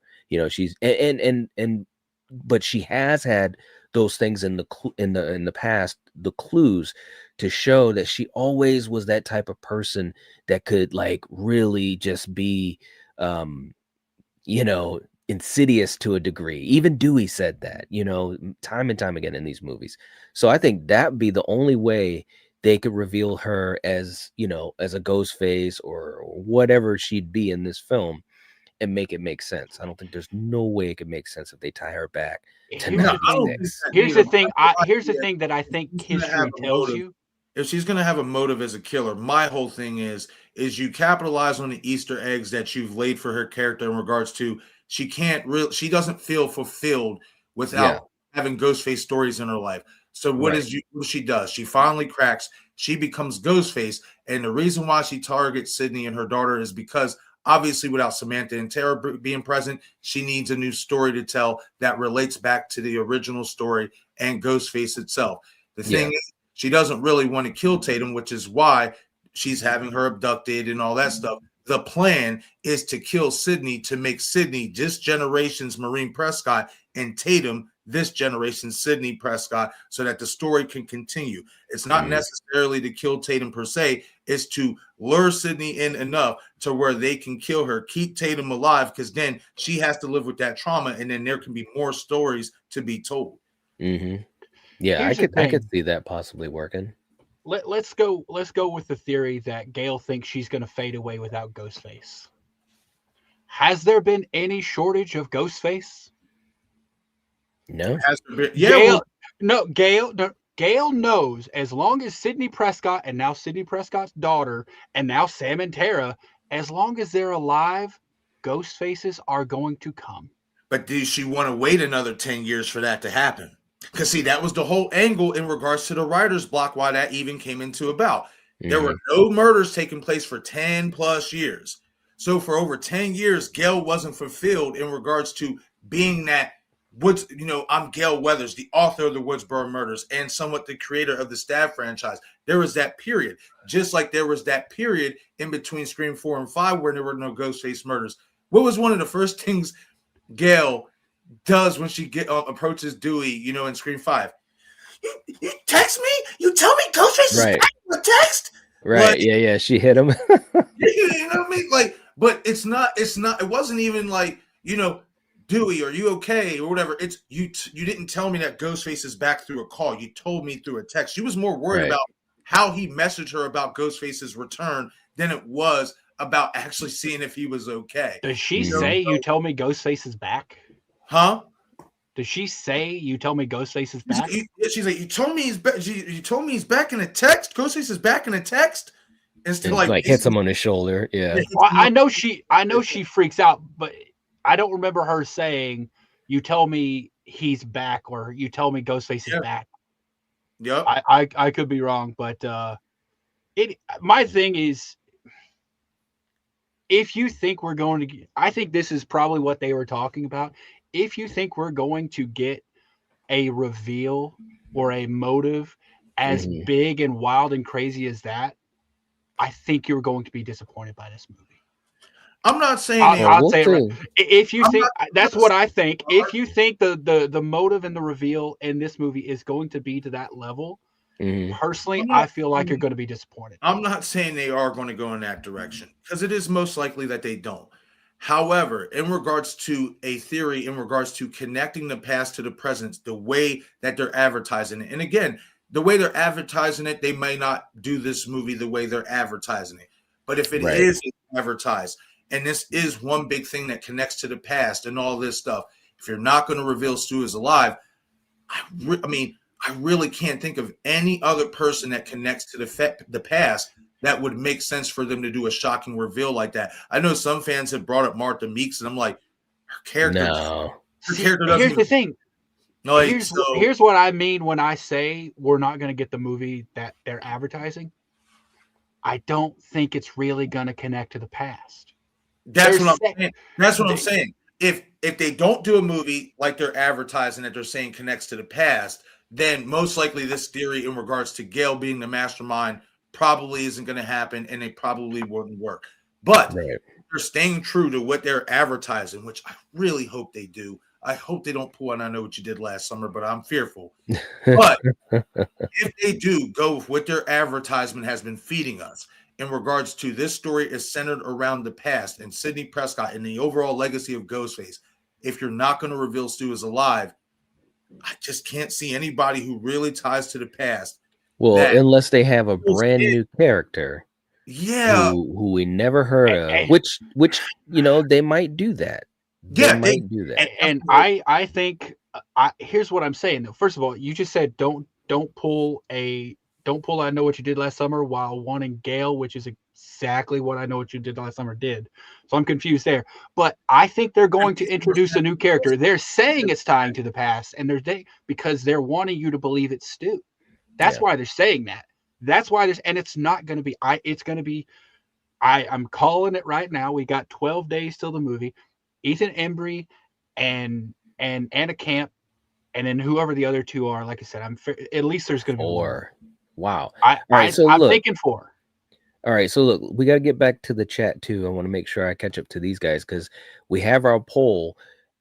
60. And when we talk about will Stu be revealed alive, 62% say yes, and 38% say no. We've got 113 votes. We're going to end that poll because it's been pretty much steady, like a 60-40 split. Thank you guys so much for voting. We really appreciate that. It is a good split. I mean, especially for this audience, I wouldn't think it would lean as far to him being dead. Well, look, I'll tell you what. Well, we can talk about that all night. It's going to be interesting to see how this plays out. I'm still super curious because, again, they could be trolling us so hard. And for all of the people that do believe Stu is coming back or want him to come back or what have you, they could be really, and I want him to come back too. We could be really ticked off when we watch this film, which in a way, like, I don't know. I think you're almost kind of playing with fire unless, and we've said this whole stream, unless they have something that is even cooler and more, pops more than having Stu revealed alive in this film. Again, as long as they don't reveal for 100% that he's dead, well, we don't know what's going to happen in 8, but I just think that unless they have something that they believe is even cooler, that's the only reason I can see them going down this road with not having Stu revealed alive. And whether or not that hits for us, that's a different story. I completely agree. And I just want to follow along with that, but also address Danielle's comment of saying she has to disagree. If the advertising lied about tying it to the past, it will piss so many people off. I agree. I do. Yeah. That's why I have, that's why my expectations are lower than this. And I'm not saying they won't tie it to the past. I'm just thinking for us as people who are fans of the franchise, we have these wild theories, which it's fun to theorize and everything. But the reason I have lower expectations is because I don't think the movie is going to live up to these theories. I think it might tie to the past in a way that we don't know yet, like we can't see. Like we're thinking, oh, it's tied to the past, so it's tied to this character, or it's tied to this motive. It very well could be a completely new killer that has never met Sidney before, but ties to her past somehow. Like we got completely introduced to, if you think about it, Richie from part 5. He tied to Sidney's past. He was such a huge fan of the movies. Like technically that's a blast from the past to directly to like stab one. We don't know what they're writing, obviously. We don't. We can only theorize about what we have seen in the past movies, whereas they have the ability to write completely new characters and invent people. I mean, like they invented Leslie Macher. They invented Christina Carpenter. Almost said Sabrina. I saw you talking Star Wars. I had to think about it before I said it because I always say Sabrina Carpenter. I think I'm betting right now the killer is not going to be someone from Sidney's past. Maybe they're inspired by Sidney. Maybe they're inspired by Stu. That's a blast from the past. I think we're going to get, and that's one of the reasons I think that is because the marketing has leaned so far into it. Like that's the only place they've leaned. So we're holding up blinders to anything else. Yeah. Yeah. Well, that's what I'm saying. Like, especially in regards to the whole past tidbit, I get it. They can introduce a new character that's tied to Sidney's past. I'm just saying, based on what they've been giving us in these trailers, like for me, if you're going to have a reveal that is tied to Sidney's past, like this is obviously personal. They're making it very, very personal. If you're going to do that, but it's not Stu Macher, none of these new characters, in my opinion, would fit that bill in regards to like Gale would. I'm sorry. You know, I get it. They have this thing where they introduce new characters and they can tie things into the past and do all that stuff. But for me, in regards to what we have already seen throughout the franchise and its legacy, to me, there will be no other shocking reveal than Gale being revealed. I just don't see any of these new characters pulling that off for me. I have a retort to that. All right, hold on one second. Before you give that retort, I want to jump back to the chat because I've got like just a couple more minutes, and I know these guys have been waiting, including you, Eric, because you've got a membership. What's up? What's the worst possible reveal in you? What? It's Wayne Bailey. Okay. So I said for me, the worst possible reveal would be. At this point, it's tied between Gale and Leslie Macher. I'm genuinely wondering. 7. For 7, what happens at the reveal of Scream 7 that you think, okay, worst possible thing you could have revealed? If it's someone who doesn't pop, you know, and I've seen that. Well, I'll just talk for me. Like in 6. That just didn't work for me. You know, granted, part of that is because I knew it was, you know, when you watch that movie, you could just tell that it was Dermot Mulroney. You just knew it. Quinn was good, though. I did like Quinn. They didn't give her enough time. So to me, the worst possible situation that they could have for 7 is when they reveal Ghostface, it's just kind of like a, type of vibe where they could have had a jaw-dropping moment. Or maybe another one, like you were saying, Marcus, maybe something like Gale. But Stu is the one that gets that pop for me. And like I said a few minutes ago, unless they find a way to craft something else that's very interesting. And I just don't know I'm not saying that they can't do that. I just don't know how they would do that. You know what I'm saying? Like a brand new character, someone who was around and was inspired by whoever, Sidney, Stu, Billy, Jimmy, Jack, whoever, it's like, okay, we've kind of seen that before. We've seen this before too, an idea of revenge, but we haven't seen a killer come back and how that plays out, let alone a cliffhanger. So we'll see, but they're playing with fire. That's one thing that's for sure. Scream 7 is playing with fire. And see, the killer coming back, I was all on board for. Yeah. Until they leaned this hard into it. Then I'm like, okay, you've taken away any doubts that he's alive, in my opinion. But see, for you all, and here's the thing, it is still like splitting people in half, because for you all, it seems like it's taken away the doubt that he's dead. Like, you're for sure that he's alive. For me, the marketing has taken away the doubt that he's alive. I know he's dead. I know he's not going to be alive in this movie. Okay. All right. But and also, let me just say, man, 20 months is pretty damn awesome. Thank you so much for the support. I mean, seriously, thank you. You're welcome. Dude, time flies when you're having fun. Yeah, I know, man. I know. But seriously, looking at that, I'm just like, thank you so much. Seriously, I appreciate it. I really, really do. Okay. We got a couple more here I want to hit, like rapid fire. Paula's coming in. Hey, wow, Paula, thank you so much. We appreciate the support. Crazy theory. Stu burns down his house. Look, that would not surprise me. We talked about it. Making a statement or trying to hide, his reveal, in the film. Now, again, that it depends on if that's going to be the opening or if it's going to be the ending reveal, like you were saying, Marcus. We'll have to see about that. But thank you so much, Paula. We appreciate you being here tonight. Don't kill me, Mr. Ghostface, coming back in. Thank you so much. Saying, what if the interview between Gale and Sidney is staged to look like Gale being mean to Sidney? Yeah, it could be. I think we talked about this last week as well. Maybe setting up a trap for Ghostface. That's a theory that's out there. That wouldn't surprise me whatsoever. I think that's what it is, but I think Gale goes a little too far. I think Gale goes too far. I think it is setting up a trap, but Gale, as nefarious as I think she would go, is being a good reporter and asking those questions. Yep.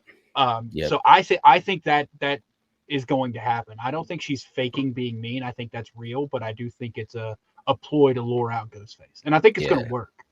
I think it's going to. I hope they get a call live on air. That would be cool, man. That would be very, very cool. Yeah, Gale doesn't have to fake being mean. She's mean already. She's not a killer, but she's mean.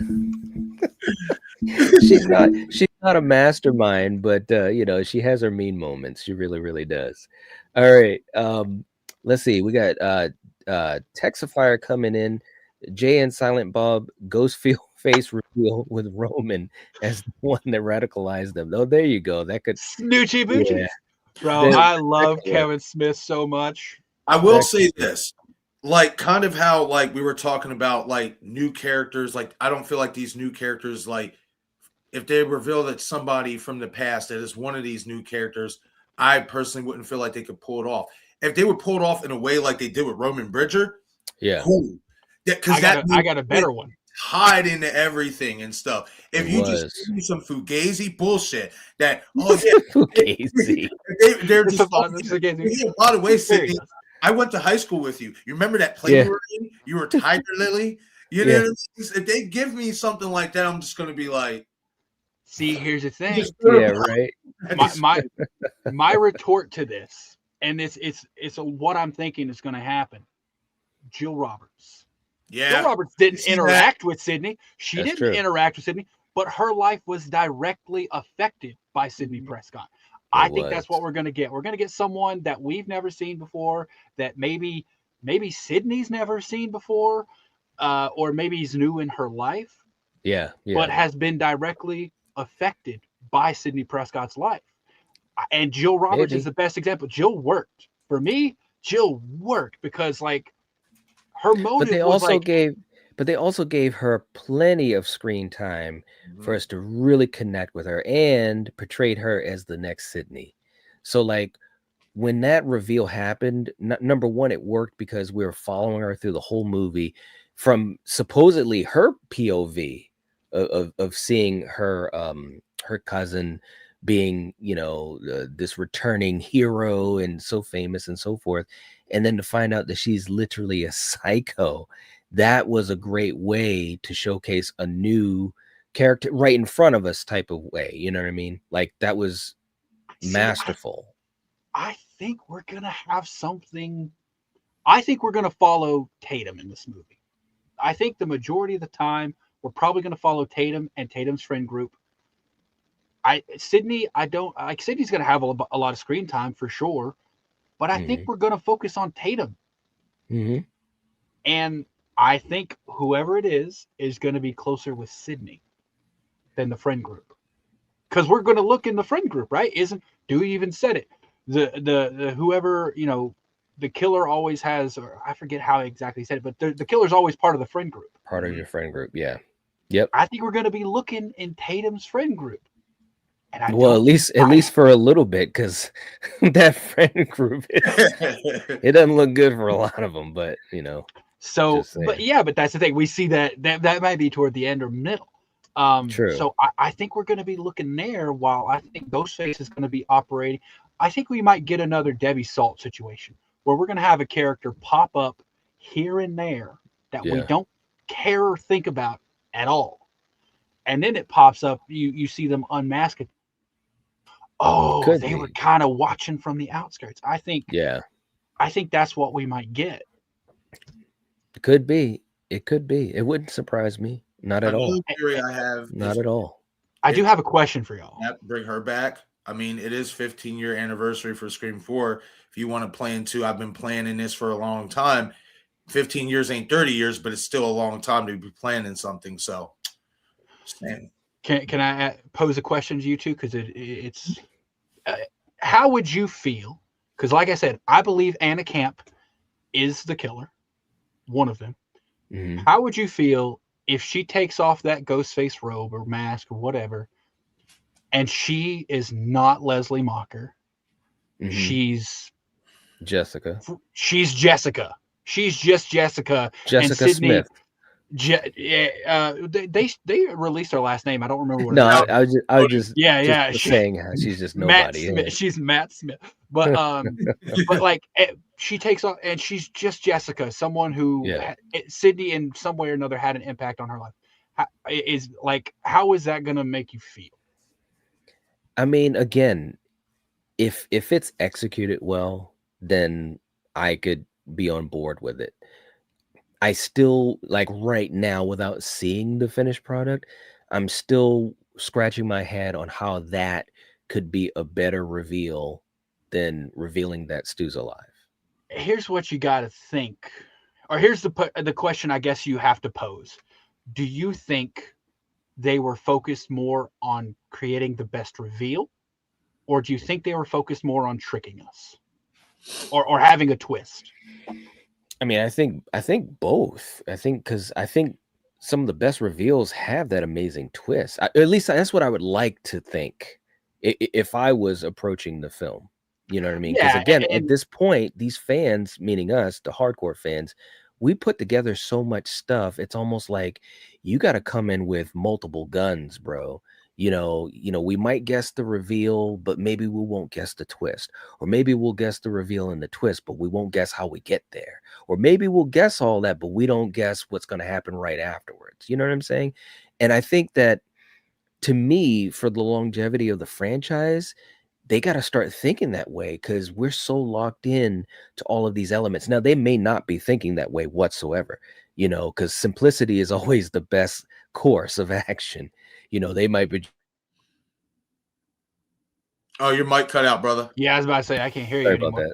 about that. They might just be thinking, you know, let's just have let's have a mystery and a killer, and let's, you know, show a reveal and let's call it good. But to me, you know, you got to be multi-layered with these films now, because everybody's like right on top of it, right on top of everything. So, you know, we'll see how it goes, though. I 100% agree with you, man. And that's I will say I've been super negative. I hope I'm wrong. I really hope I'm wrong. I really do. Mm-hmm. I don't want to come off as negative. This is just honestly how I feel about it now. Danielle, I do see I saw your comment. I think that's a great point. But I think we're coming from the side of people who want Stu to be alive. We got to take into account there's a whole half of the fandom that would hate if Stu was alive. Of course. There really is. Like we're obviously on so I go on Reddit frequently to look at Scream news and stuff like that. I got to tell you, all the people who don't want Stu to be alive are relishing in this because they think this is just proof that he's not alive, because they see all this in the marketing. They're like, and they're the ones saying if it's revealed to be Stu at the end, there's no mystery to this. And I kind of got to agree with them. Or there's no murder mystery. You know who's perpetrating it. Yeah. And we don't know. I'm not thinking that Kevin Williamson or Guy Busick is on anyone's side, or on one side of the fandom or the other. I think they're trying to tell what they perceive to be the best story. And from a writer's point of view, if you gotta ask, like, tell yourself, I gotta write this movie. Is it going to be easier for me to write an AI version of Stu and say that someone else is using him? Mm-hmm. Or is it going to be easier for me to say, hey, Stu's been alive for the past 30 years. You got to come up with why he's waiting till now. You got to come up with where he's been. You got to come up with how he got out. From a writing perspective, you have to admit it's easier if it's just AI Stu. Yeah. Yeah. So no, it's true. I agree, man. I love Kevin Williamson, and I think Guy Busick is talented, but I think we got to admit, if they're going about this to make the best movie possible, they don't have as many writing challenges if it's just AI Stu. Yeah. To answer your question about Anna Camp not being Leslie Mocker, she's just Jessica. I like that idea already better than revealing her as Leslie Mocker, because I've said it before. Unless Leslie, if she is going to be Leslie, unless she is revealed with Stu, she's useless. Get her out of here. Yeah, I mean, that's true. It's got to be related to Stu, or else it's even more of a fumble than anything else, to be honest with you. that probably would be the worst reveal. Like if Anna Camp is revealed as Leslie and there's no Stu. That's exactly what I said. 2 out of 10. That would be horrible. All right. So look, guys, we got a couple more super chats. I want to get to these real quick, and we're going to be like running right through them. We've got Talking Star Wars coming in. Do we think Jimmy Chatro is someone we should be looking at as a suspect? You only see Madison getting attacked. Where's Scott? Everybody's a suspect, including Gale. So there's a very simple formula. It is. Everybody's a suspect. All right. Hollywood guy coming in. Night, this is for Eric. How does Gale know about the shrine unless she was part of it? And me, guess she offed one of the Meeks twins. Gale is Ghostface, baby. Ah ha ha ha ha. She's an investigative reporter. Yeah. And terrible writing. Okay, we'll go with that. Terrible Same writing reason too. The FBI didn't know about it, but Gale did. Exactly. Gale's an investigator. They want her to seem smart because she is smart. Qui-Gon is also coming in. Did we see an interview of Timothy Oliphant on Return? I did see we talked about, I think, did we talk about that last time, Marcus? He was like, they were like, well, you still got time. There's still 20 days or something like that. He said, yeah, I saw that. I don't foresee Mickey coming back. Don't kill me, Mr. Ghostface coming in. She says the killer is back in a text. Okay. Yeah, okay, from 5, right? Yeah, yep. Okay, thank you so much. We got Jen coming in as well. I was very excited about Kevin directing, but if he was being serious when he said 6 was his favorite, we are in trouble. I mean, he's definitely serious about it, but I don't think that means he can't do some of the great things he did before. I mean, he obviously had the talent to be involved with the other 4 films. And I foresee that, put it this way, I don't think that what he's done with the co-writing in this film, I don't think it's going to make it a bad film. I think it would make it better. I would lean towards that as well. If I had to pick one or the other, I would think it's going to help it, especially with characters, which is what I'm hoping this film does have, is some really good character moments, and he's shown time and time again that he can do that very well. So also, that's what you I'm got to foreseeing.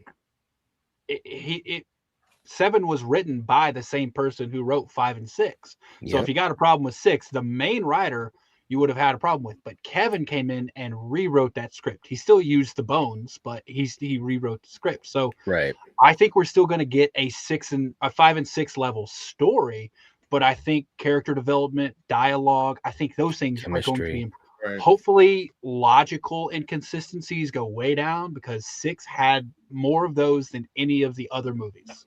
It did. It truly did. Jen, thank you for that as well.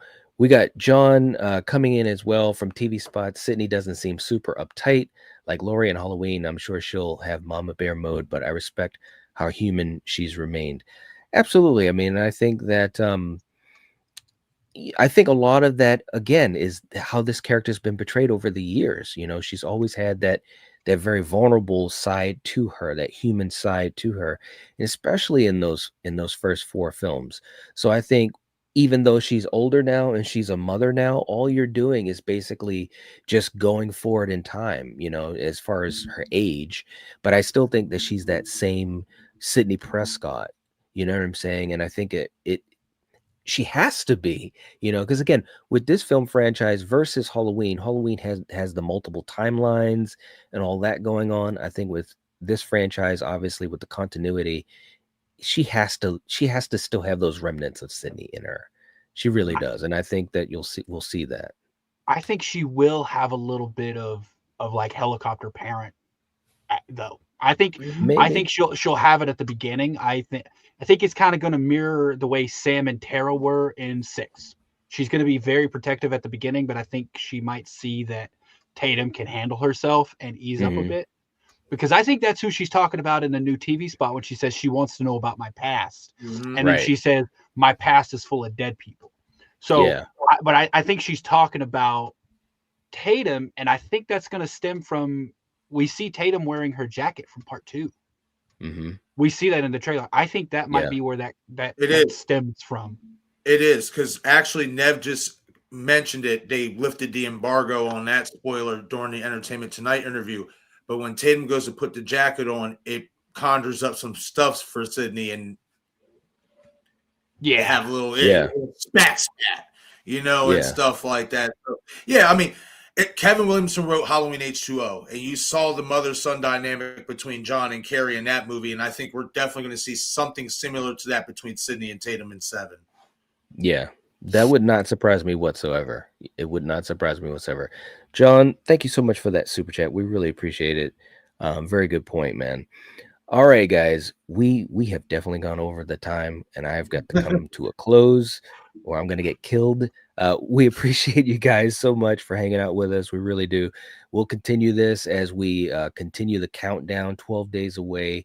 Definitely keep your eyes open. We'll be live and talking theories and questions and comments some more.